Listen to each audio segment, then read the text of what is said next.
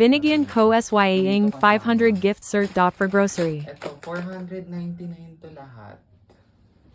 Tingin, sige nga. Ito, bumili ako ng bibingka mix. Gagawa ka, bibingka?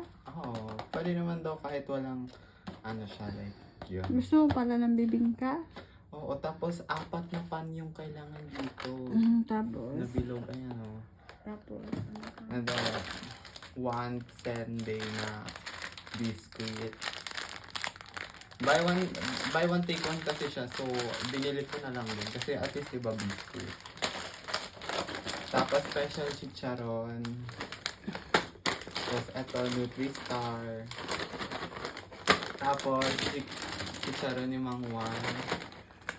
And then, ang ating kipay. Kipay food.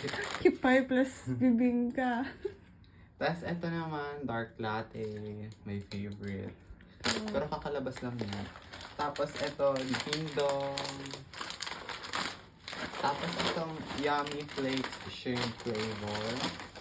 At saka, ang ating special mamor. Kasi kanina, kaya napabili ako nitong Goya kasi hindi siya umabot ng 500. Kasi kailangan siya umabot ng 500 para ma-claim yung, yung gift card. E di, nag-add ako na ito. So, ayan nga rin nabili ko.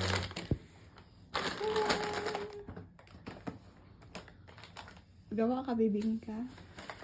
Oo, tingnan mo.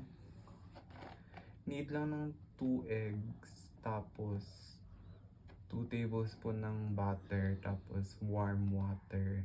At saka 4 pieces. 5-inch na round aluminum pan. So yun, magbabay ka na. Bye-bye!